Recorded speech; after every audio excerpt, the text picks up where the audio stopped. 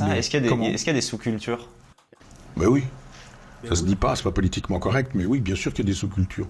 J'ose Le espérer rap et les mangas, Je ne sais même pas si vous réalisez ce qu'il vient de dire. On lui demande est-ce qu'il y a des sous-cultures et pour lui c'est d'une telle évidence qu'il n'a même pas hésité à répondre ben oui qu'il y a des sous-cultures. Salut la famille, finalement l'électricité est revenue à quoi 14h30, donc je vais faire une réacte. Michel Onfray, je ne sais pas si vous avez déjà entendu parler de lui, dans une de ses interviews sur Le Crayon. C'est une chaîne YouTube appelée Le Crayon. Le titre de l'interview c'est Toutes les cultures se valent-elles? Michel Onfray répond. Voilà. valent-ils Orelsan et Astérix? Valent-ils Richard Wagner et Marcel Proust? Quelle éducation pour nos enfants dans un monde obsédé par les écrans? Comment bien vivre et ne pas appréhender la mort grâce à la philosophie? Michel Onfray est venu nous apporter son analyse à ces sujets. J'ai une fille qui voudrait être majorette, par exemple, et qui dirait mais moi je voudrais être majorette, et puis j'adore... Mais c'est moins bien ça. Est-ce qu'il y a des sous-cultures? La fameuse question. Vous avez bien écouté. Est-ce qu'il y a des sous-cultures?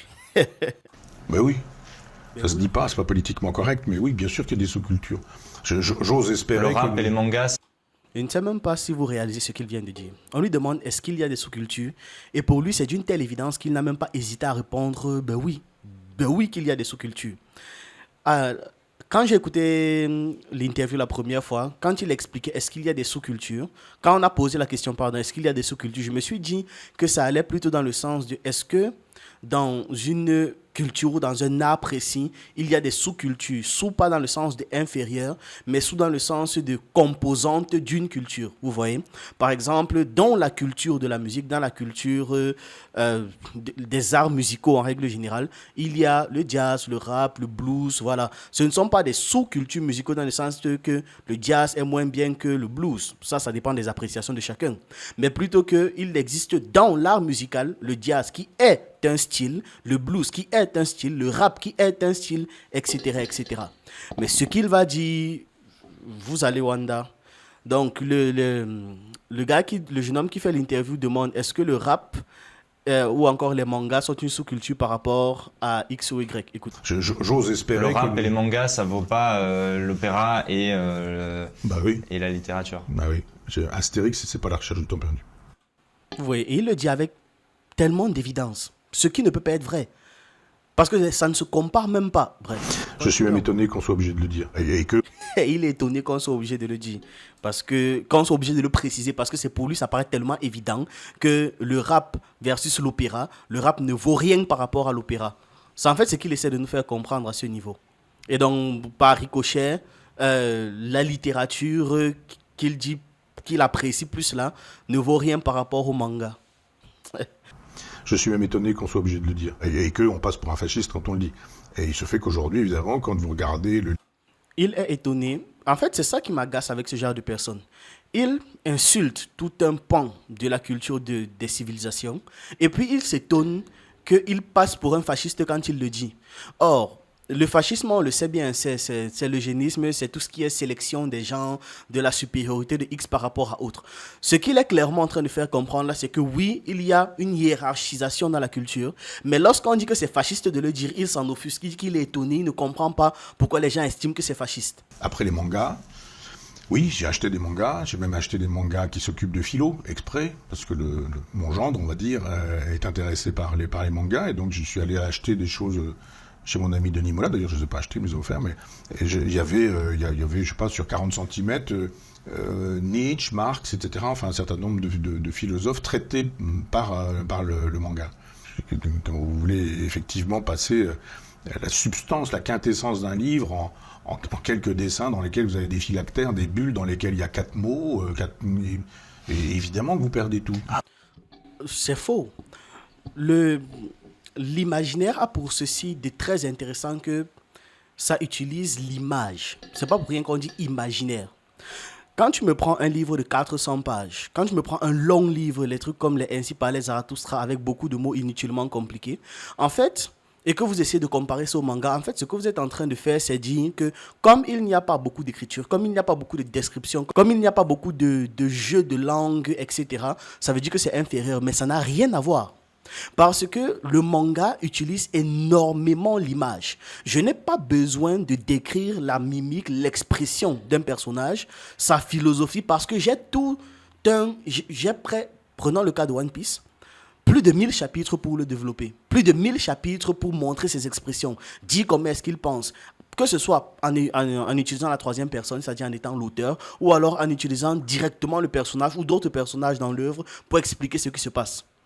Donc là, le fait de venir et de commencer à expliquer avec tout le sérieux du monde que le manga perd de sa substance parce qu'il y a des bulles où il y a écrit quelques mots, ça veut dire que tu ne comprends pas tout le reste. Parce qu'il n'y a pas que les bulles où il y a écrit quelques mots. Les quelques mots ne servent qu'à exprimer une chose parmi tant d'autres qui sont les expressions des personnages, qui sont l'enjeu, ce qui se passe, tout l'imaginaire qui accompagne les 2-3 mots que tu dis. Les mots là-bas ne serviront qu'à expliquer ce qu'on ne peut pas comprendre directement en regardant.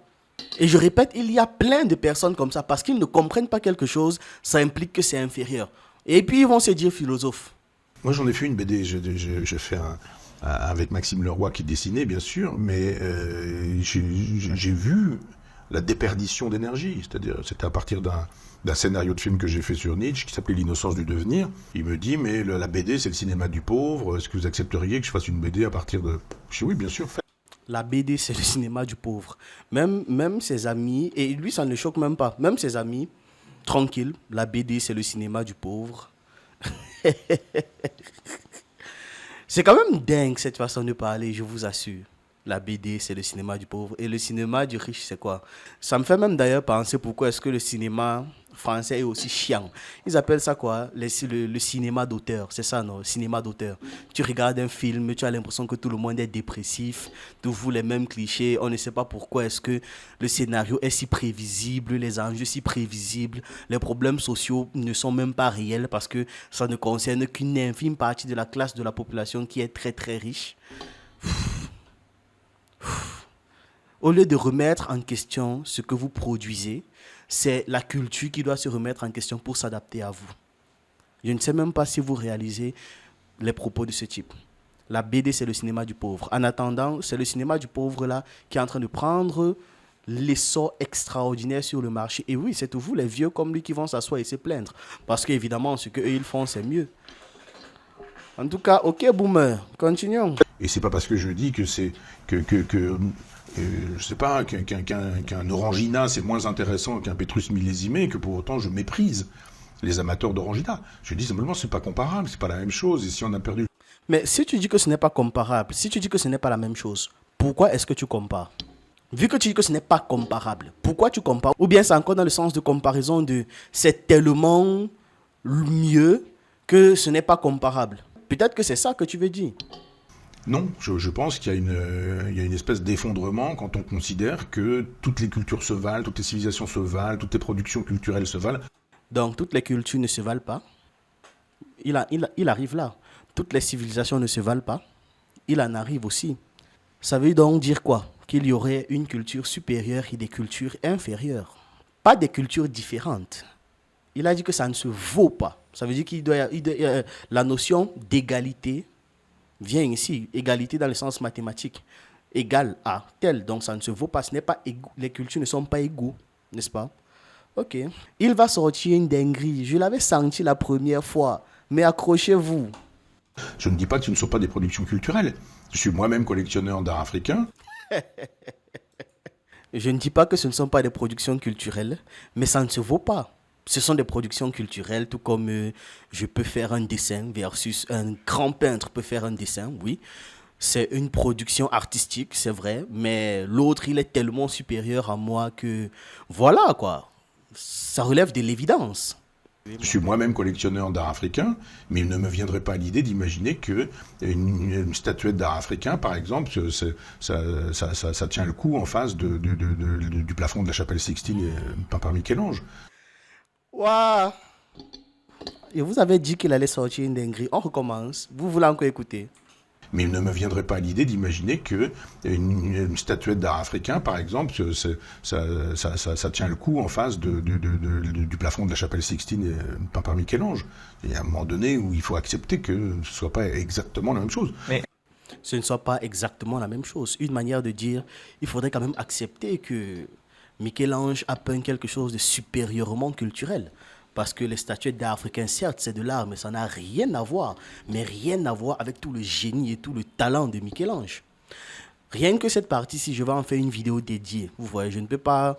Il y a tellement de choses, de notions qui interviennent, que ce soit l'eurocentrisme, que ce soit l'ethnocentrisme, que ce soit toutes les idées coloniales reçues, les idées qui ont servi à l'esclavage.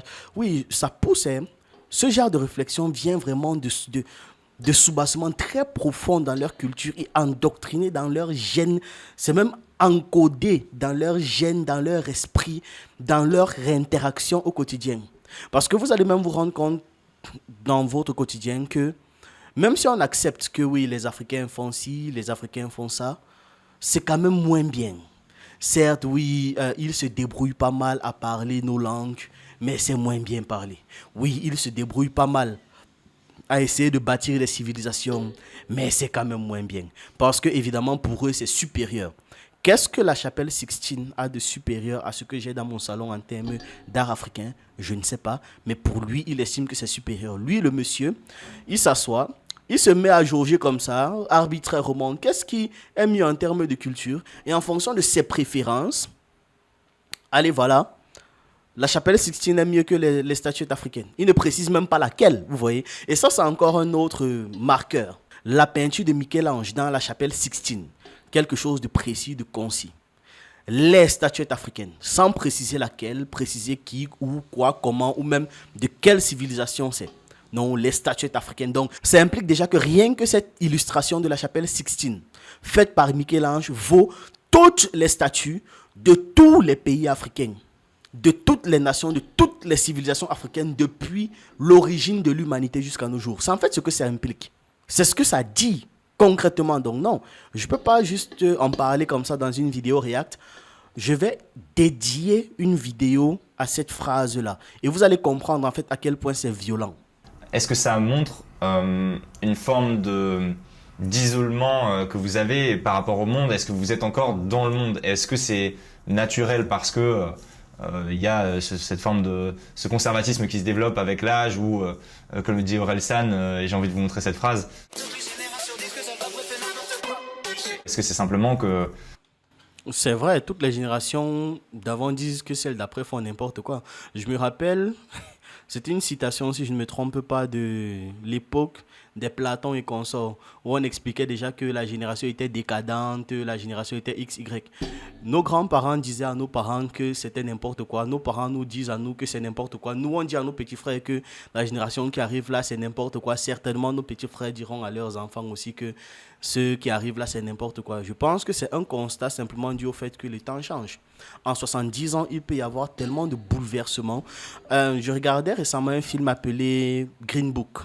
Ça racontait l'histoire d'un noir américain pianiste qui avait fait ses classes au conservatoire de Moscou. Et quand il était arrivé aux États-Unis, il était donc un homme riche durant la période de la ségrégation aux États-Unis.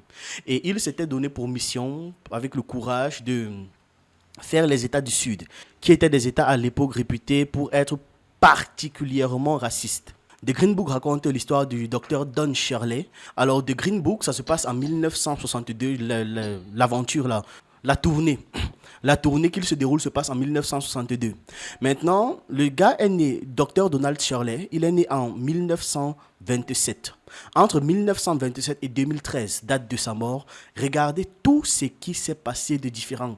Imaginez qu'il a vécu une époque où, pour pouvoir se déplacer aux États-Unis, il était obligé d'avoir une sorte de carte où on lui indiquait où est-ce qu'il peut dormir, où est-ce qu'il peut manger, où est-ce qu'il peut s'arrêter faire de l'essence. Et qu'il arrive dans une époque où il peut aller à peu près où il veut, faire à peu près ce qu'il veut avec la fortune qu'il a amassée durant toute cette période-là. Donc en 70 ans, il peut y avoir des bouleversements astronomiques dans une civilisation. Et cette période de 70 ans marque tellement de fractures entre l'ancienne ou les anciennes et les nouvelles générations que oui, c'est normal que les gars aient l'impression qu'il y ait... C'est normal que nous, parce que ce n'est pas seulement eux, c'est normal que nous ayons l'impression qu'il y ait un tel déphasage entre les générations d'avant et les générations d'après. Ma vie n'a rien à voir avec la vie d'un jeune qui vient à peine de naître. Mais en fait, juste pour vous faire comprendre que c'est normal qu'il y ait cette cassure de réalité là entre les anciennes et les nouvelles générations. Et tout ce qu'on peut faire, c'est simplement d'essayer de s'adapter en gardant les valeurs anciennes et en essayant de comprendre les nouvelles. Donc, la même chose, c'est avec les cultures. Une culture n'est que la manifestation de la volonté d'une civilisation au fond. Parce que les cultures, ça se crée. Littéralement, c'est ça le truc. Une culture se crée. C'est pour ça qu'il n'y a pas à y avoir une culture supérieure à une autre culture. Sauf si je juge, en étant dans ma culture, que la mienne est supérieure à la vôtre. Mais ça ne veut pas dire que ça relève de la réalité et encore moins que ça relève des faits. En aucun cas. Je peux simplement m'asseoir et estimer que parce que je fais partie d'une culture X ou parce que j'apprécie une culture X par rapport à une culture Y, ça veut dire que cette culture-là est la meilleure. Ce sera exactement, le jugement que je vais donner aux cultures sera le même jugement que je donne par exemple entre deux artistes. Je vais rester m'asseoir et dire oui, Booba est mieux que Damso ou inversement. Ce ne sera que mon avis en tant que fan de l'un ou de l'autre. Vous voyez? Et ce monsieur Onfray là confond justement les deux et il confond ce que lui il considère comme étant la vérité avec la vérité et les faits. C'est ça le souci en fait de son raisonnement. Ce n'est pas l'âge qui définit la connerie d'une personne, c'est le simple fait que cette personne soit particulièrement conne. Donc l'argument du vieux con et du jeune con, c'est pas un argument que j'accepte de la part des jeunes cons. C'est-à-dire moi non plus, c'est pas un argument que j'accepte de la part des vieux cons.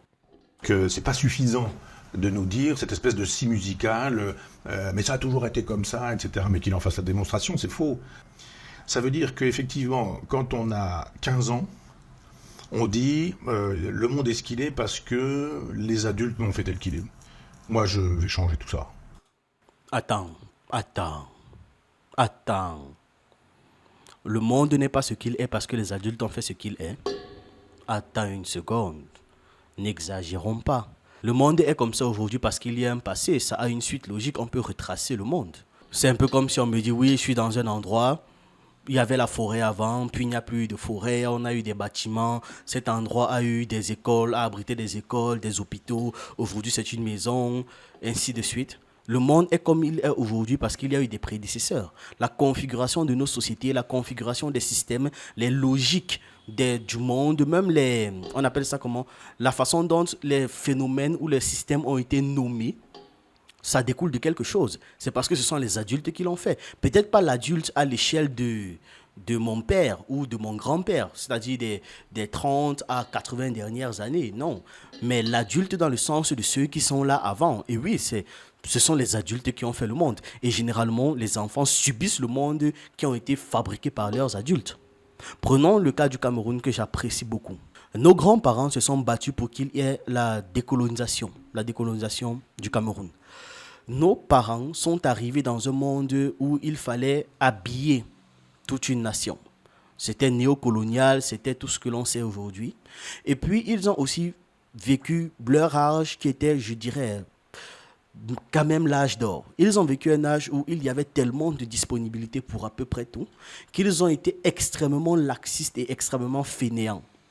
Résultat, nos grands frères ont hérité de ça parce que oui, tant que tu suivais le schéma, vu que c'est ce qu'on leur a appris, tant que tu suivais le schéma, tu finissais par aboutir à quelque chose. Et aujourd'hui, nous voici qui sommes en train d'écoper de la fainéantise de nos parents et de nos grands frères. Est-ce que c'est donc faux? Est-ce que le monde que je vis aujourd'hui ne découle pas de ce que les adultes ont fait? Et je peux vous citer plein d'exemples comme ça. Et c'est la même chose partout. Donc non, venir dire que ce ne sont pas les adultes qui ont fait le monde d'aujourd'hui, ce n'est pas être quelqu'un qui regarde les faits. C'est même au contraire. C'est masquer les réalités, c'est masquer les vérités et surtout, c'est masquer les responsabilités des adultes sur les enfants. Je ne peux pas aujourd'hui être particulièrement irresponsable, particulièrement fainéant. Et lorsque mon enfant naît dans un environnement qui n'est pas propice à un épanouissement pertinent, qui n'est pas propice à une évolution intéressante. Et je viens dire dans une interview, mais non, ce ne sont pas les adultes qui ont fait le monde d'aujourd'hui. Si, ce sont eux. Ils sont en très grande partie responsables de la situation mondiale dans laquelle nous sommes aujourd'hui. Ce sont bien les parents des parents des parents de quelqu'un qui ont créé le fichu capitalisme. Donc je trouve qu'il y a un moment donné où on ne touche pas à la biographie de l'histoire, disons-le comme ça, et c'est pas être un vieux. On ne touche pas à la biographie de l'histoire. Je pense que ce conseil-là, tu devrais donner peut-être ça à tes confrères à la place. On ne touche pas à la biographie de l'histoire. Tu l'as bien répété, j'ai retenu. On ne touche pas à la biographie de l'histoire. Il faut vraiment dire ça.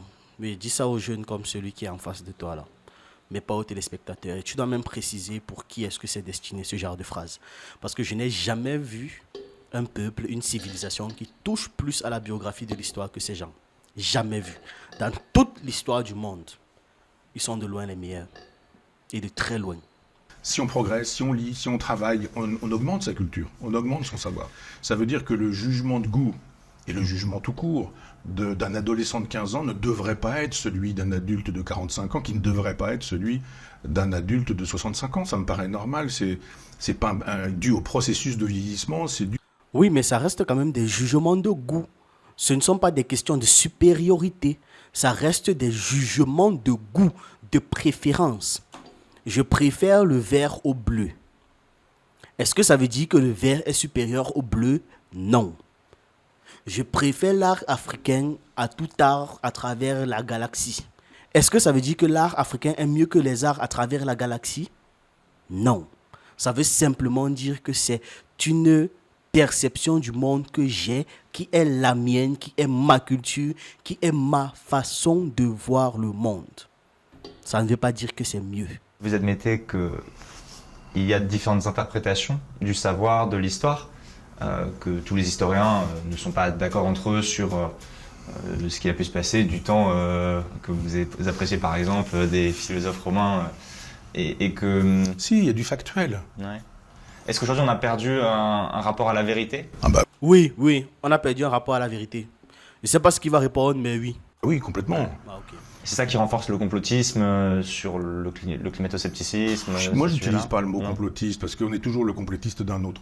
Moi, je veux bien qu'on ait le mot complotiste à la bouche en permanence pour éviter de penser, de réfléchir, d'analyser, de renvoyer aux faits, de dire c'est factuel ou c'est pas factuel.